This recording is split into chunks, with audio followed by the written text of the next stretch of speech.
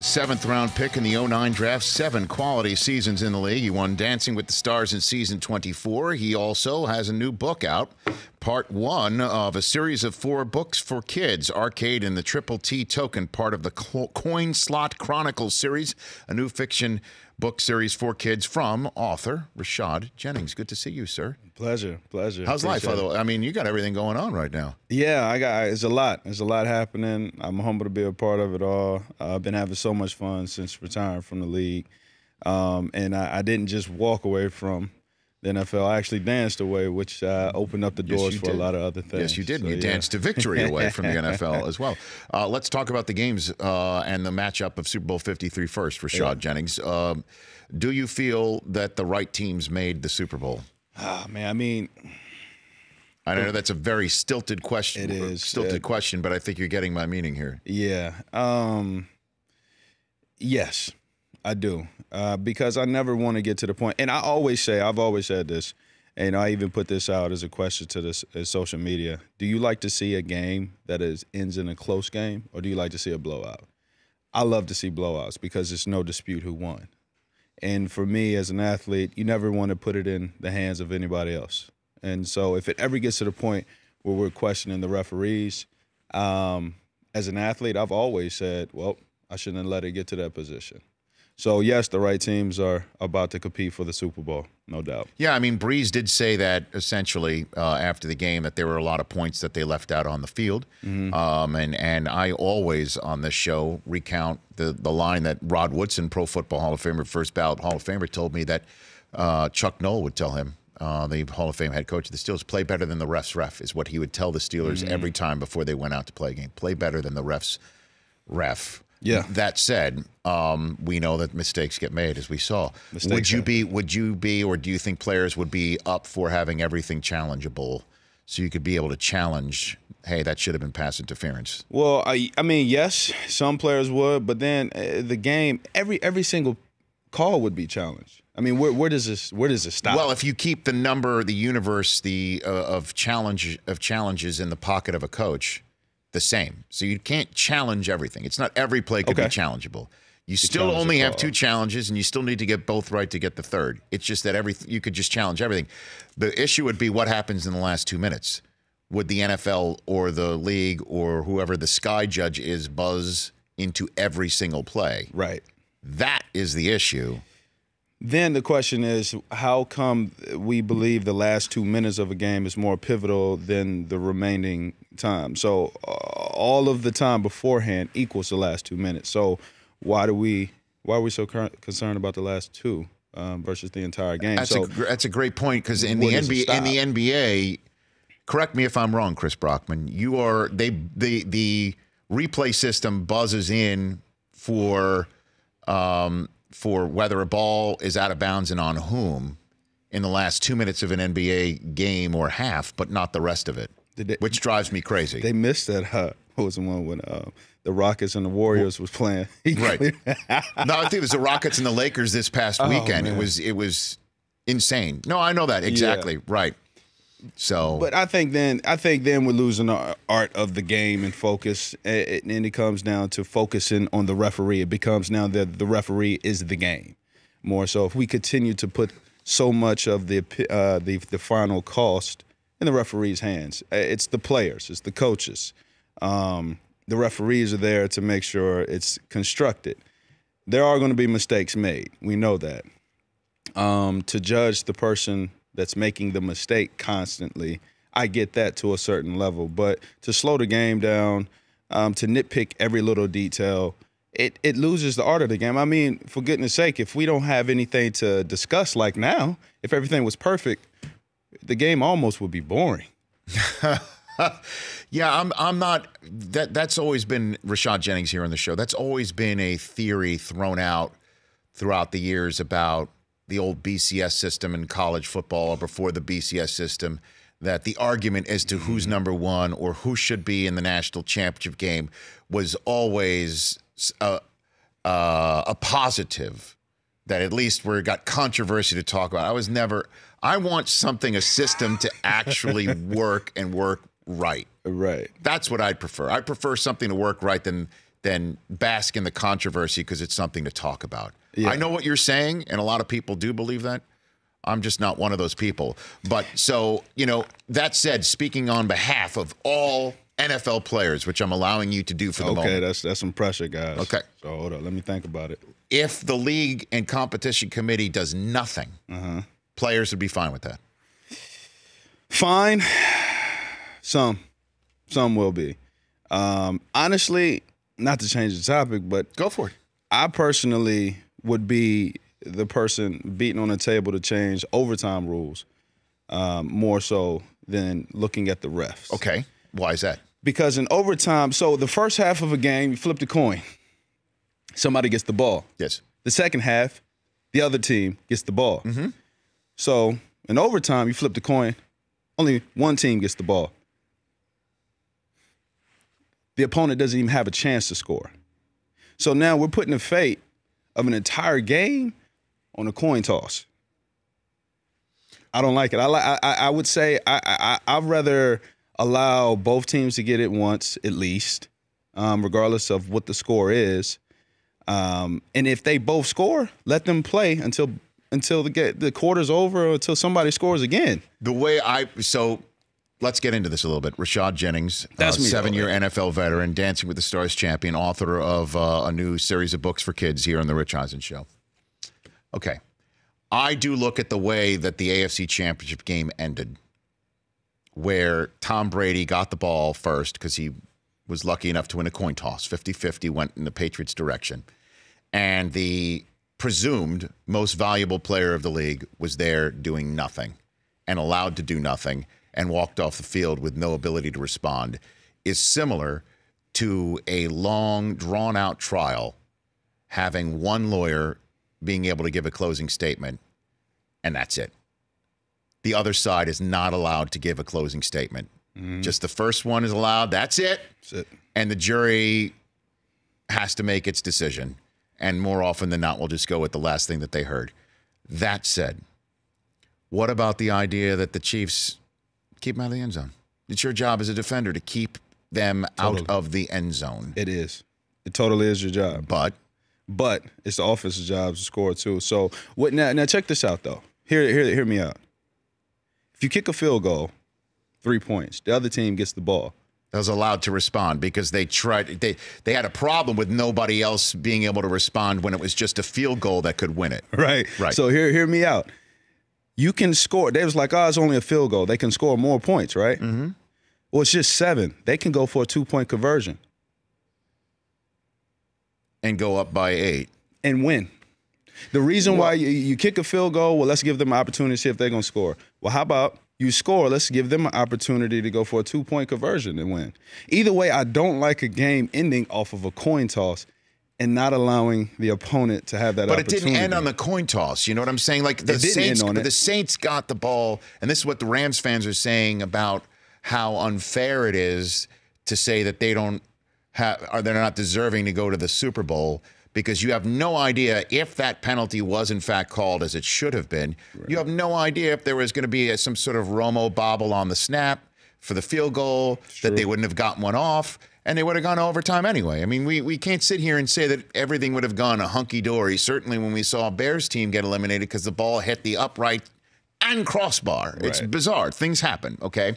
So not only that, but Saints got the toss. Go their way. They got the ball in the hands of the GOAT, Drew Brees, in a building where he'd never lost a playoff game before. Right. And they made a defensive play and picked it off. And picked it off. And won. And then that makes sense because the opponent stops you.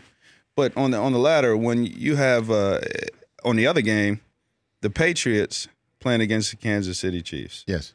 It's pretty much going to come down to whoever won that coin toss. Really? I mean, I don't know. All right, so check this out. If the coin toss is Kansas City got it. Yes. Right, and they went and scored, I would still say. Sure. Brady didn't even get a chance. The GOAT needs to touch it. Let them go. I turn to you, Mr. Defense should stop. I mean, would you be sitting here saying... This is only a conversation because the Patriots won the game and no one likes them. Totally disagree.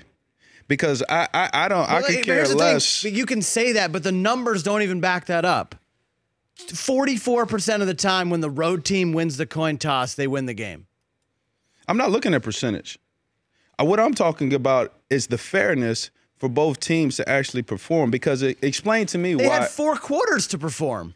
Well, no, now they have a 5th one, too, because of overtime. It was a tie, which I don't even agree with allowing ties in games either. I don't understand a tie. But to where we are at right now, are you okay with if a team in overtime kicks a field goal, boop, are you okay with the opponent getting the ball? Because they essentially stop them. That's a stop? That's a score. A field goal is a stop. In overtime, when the rule is touchdown wins the game, you stop them by allowing them to kick a field goal and giving your offense a chance to respond. So, okay.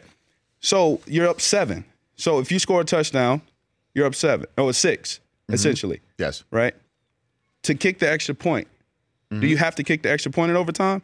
No, because the game's over. Game's over. Because the game's over. But when if they block it?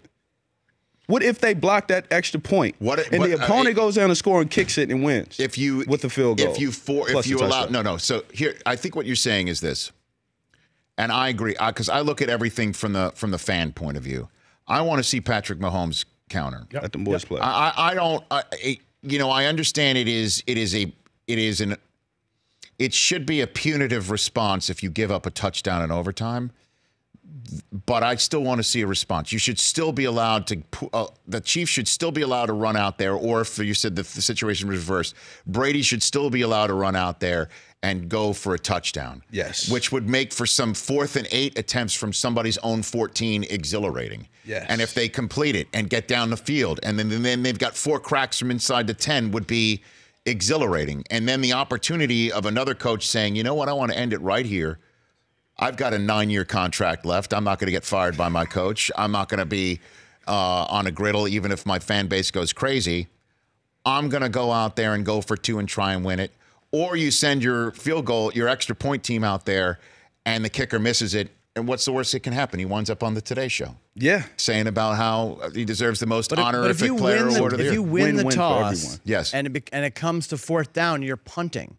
You're giving the team an extra down to respond. That's the issue too. Is the team? Yeah, Well, that's part of the game now. Like if no. you're, What he's saying, these are the what he's rules. saying, if you win the toss and you go down the field, it really is still in certain parts of the field a 3-down proposition. You're going to punt it if it's 4th and 8 from your own 14. Yes. However, if you know you have to score a touchdown, damn the torpedoes. It's a 4-down situation for the team that's been able to respond. So would Belichick go ahead and kick the ball off in overtime under these new rules?